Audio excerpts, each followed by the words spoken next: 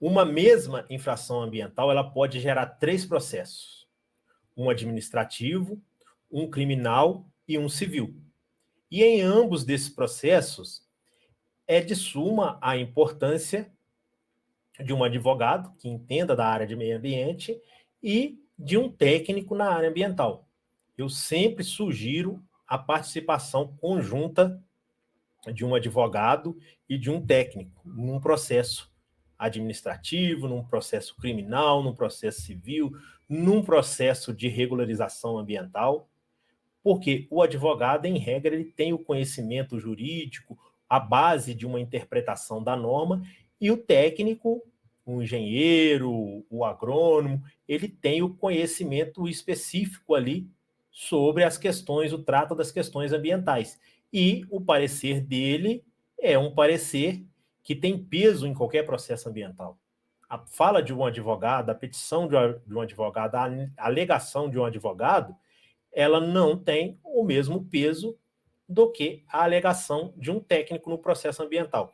Eu sempre falo uma questão: se um fiscal ambiental for no local, tiver um buraco de formiga minando água, o fiscal acreditar que aquele buraco de formiga é uma nascente e tiver um cidadão construindo um prédio a menos de 50 metros daquela nascente, o fiscal vai embargar a obra porque ela está em área de preservação permanente.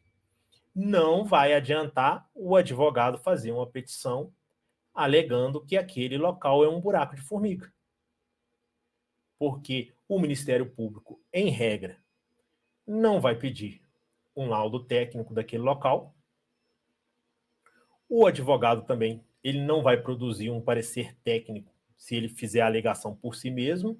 E na hora da oitiva lá, o juiz, na falta de uma comprovação mais eficaz, que é uma comprovação técnica, ele vai pender pelo lado do fiscal ambiental, que tirou a foto ali daquela água minando do chão, que trabalha com aquilo, não tem interesse naquilo, naquela questão em si, ele fez seu trabalho ali fazendo a autuação e enviando o processo para o Ministério Público, se entender oferecer denúncia.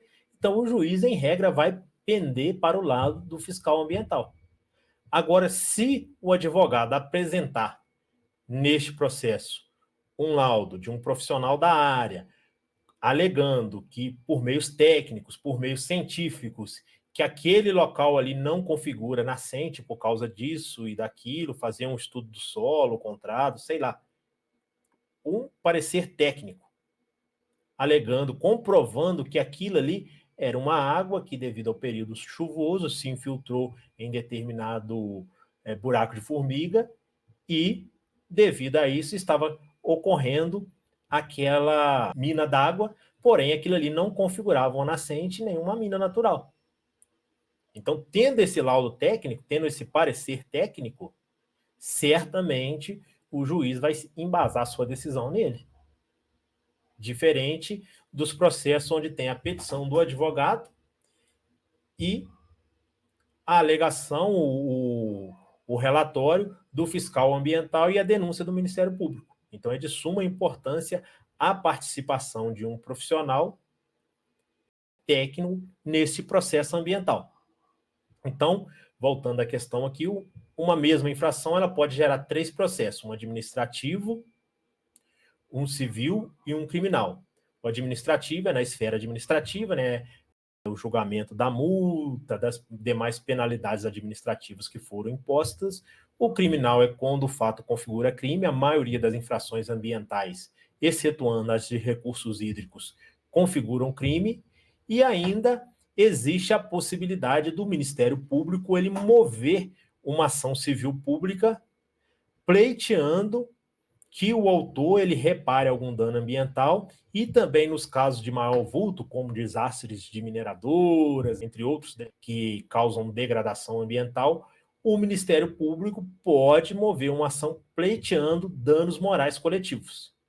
Então, já uma mesma infração ambiental gera-se várias questões e processos ambientais que necessitam a participação de profissionais da área de meio ambiente. Vamos abordar, nesse caso, o processo administrativo primeiro. Mas também, como eu já havia falado, em ambos, mesmo quando ocorre alguma infração ambiental, normalmente gera um processo de regularização ambiental e de licenciamento ambiental. Se a atividade ela não foi regularizada, ela precisa ser regularizada. Se for um caso de atividades que precisam de licenciamento ambiental, existe uma diferença entre regularização e licenciamento ambiental. Ela precisa ser regularizada também. E ainda existem os casos de ações civis públicas pleiteando indenização por danos causados por poluição. Então, aquele cidadão que ele convive ou mora, por exemplo, perto de um depósito ilegal ou de um aterro controlado, por exemplo, não é permitido mais a disposição de lixo em aterro controlado, de resíduos oriundos da limpeza urbana em aterros controlados. Os resíduos urbanos, eles têm que ser destinados a aterros sanitários, mas pelo Brasil afora existe muito aterro controlado. Então aquela pessoa que ela convive ali às margens de um aterro controlado, esse aterro ele é ilegal, a começar, ele não tem previsão legal dele, ele não deveria funcionar, deveria ser um aterro sanitário. Então, aquela pessoa que tem que conviver com aquele dano ambiental ali, com aquela poluição, com aquela degradação, se ela ingressar com uma ação judicial baseada em parecer técnico, em uma petição bem elaborada, certamente ela terá êxito em conseguir uma indenização pelos danos sofridos, pois a responsabilidade do poluidor ela é objetiva. Não precisa de ter culpa nem dolo, basta ter um nexo de causalidade. O que é isso? Quando uma pessoa, por exemplo, ela comete um homicídio, se ela comete um homicídio com intenção de matar, ela vai atrás da pessoa com intenção de matar e pratica o ato, essa conduta ela é dolosa. Agora, se uma pessoa, ela por alguma negligência, alguma imprudência, etc. Por exemplo, a pessoa estaciona o carro numa barranceira, no morro, e esquece de puxar o freio de mão, aquele carro desce e mata uma pessoa. Ela causou um homicídio culposo, ela teve culpa, ela foi negligente ali naquela situação, mas ela não teve a intenção de matar ninguém. Então, neste caso, é um homicídio culposo. Agora, quando tem um dano ambiental, não precisa a pessoa ter agido com negligência, com imprudência, nem com imperícia, e nem precisa ela ter agido com a vontade de causar aquele dano ambiental para ela ser obrigada a reparar. Basta ter o nexo de causalidade, que ela é obrigada a reparar o dano ambiental. Por exemplo, o cidadão, ele aluga seu imóvel para uma outra pessoa, vai morar nos Estados Unidos, e essa outra pessoa desmata todo aquele imóvel e depois entrega o imóvel e vai embora. A responsabilidade de reparar aquele dano, o cidadão que alugou, ele não teve vontade de desmatar, ele não teve culpa no desmate, ele não foi negligente, nem imprudente, nem um perito, foi o outro cidadão lá que fez, mas ele, por ser dono do imóvel, tem um nexo de causalidade entre ele e o imóvel, em regra, será ele que terá que reparar aquele dano e reflorestar aquela área. Então, quando ocorre algum tipo de poluição ou dano ao meio ambiente, quem é prejudicado por aquela poluição, por aquela degradação ou pelo aquele dano ambiental, ele tem direito à indenização. Então, neste caso, surge mais oportunidades para profissionais ambientais trabalharem. Por exemplo, quem não conhece alguém que tem que conviver diariamente com esgoto a céu aberto? É permitido lançar esgoto a céu aberto? Não é. O saneamento básico não é responsabilidade do município, é responsabilidade do município. Então, se uma pessoa ela vive num local que tem o esgoto lançado a céu aberto, ela tem direito a ser indenizada por aquela poluição que afeta ela ali diariamente. Então, se ela ingressar com uma ação, certamente ela terá êxito. Mesma coisa as pessoas que residem colado em aterros controlados, etc. Se você fizer uma análise da água daquele local, suponhamos que a pessoa perfurou um poço tubular ali para consumo humano, ou tem uma nascente onde ela coleta água para o seu consumo e o consumo da sua família, você perceberá que, na maioria dos casos, aquela água possui alguma contaminação oriunda do aterro controlado. Então, a pessoa ela é afetada pela atividade poluidora exercida pelo terceiro. Então, o terceiro ele tem a obrigação de indenizar essa pessoa. Então, quando o profissional ambiental ele ingressa com uma ação judicial, o êxito é quase certo. Existe uma situação, em Minas Gerais até, uma empresa, olha como faz falta a contratação de um profissional na hora de você realizar qualquer atividade. Uma empresa ela comprou um terreno, pagou cerca de 1 milhão no terreno, para ela construir um galpão, a sede das suas atividades. E quando ela começou a fazer a terraplanagem, foi descoberto que aquele local havia sido um depósito clandestino de resíduos urbanos, de lixo. Foi feita a análise do solo naquele local, o solo estava todo contaminado, existia uma nascente a mais de 50 metros desse terreno, mas a nascente ela estava contaminada também pelo chorume ali que escoou do lixo, contaminou o solo, né, solo freático e tudo mais.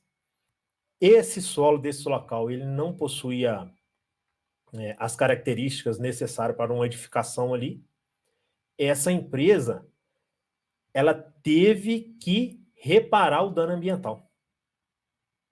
Ela não teve culpa, não foi ela que fez o depósito clandestino, ela não teve dó, ela não teve vontade nenhuma de que aquele depósito, aquele lixo contaminasse aquele solo, aquele lençol freático, contaminasse aquela água daquela região. Mas a partir do momento que ela adquiriu o imóvel, ela assumiu o passivo ambiental. Ela passou a ter que arcar com a responsabilidade de reparar os danos ambientais, por causa da responsabilidade objetiva. Então, neste caso, estima-se que ela tinha gastado 1 milhão para comprar o imóvel, ela gastou mais 2, são muito tempo atrás, tá? Ela gastou mais 2 para fazer a reparação do dano ambiental e ainda ficou impedida de construir naquele local. Então, olha que situação complicada. Você adquiriu um imóvel de um valor considerável e não poder usufruir dele e ainda ter que reparar os danos que foram causados devido às atividades que foram exercidas naquele imóvel. Então, nessa hora, eu tenho certeza que esse empreendedor, ele pensou, que falta me fez ter contratado um profissional da área ambiental. Talvez até contratou, né? Mas o profissional não fez o serviço que deveria ser feito. Ou talvez contratou, o profissional também fez o serviço, falou que ali tinha sido um depósito clandestino de lixo, porque fez estudo lá no solo e viu que tinha resíduos ali de lixo, só que o empreendedor e o técnico também, o profissional, não sabia que poderia dar todo esse transtorno e gasto devido a essa responsabilidade objetiva. Então, neste caso, é de suma importância também, quando a pessoa vai adquirir o imóvel, a participação, a contratação de um profissional ambiental, embora não ocorra muito, mas os prejuízos podem ser muito maiores caso o profissional não seja contratado e não faça o serviço como deveria ser feito.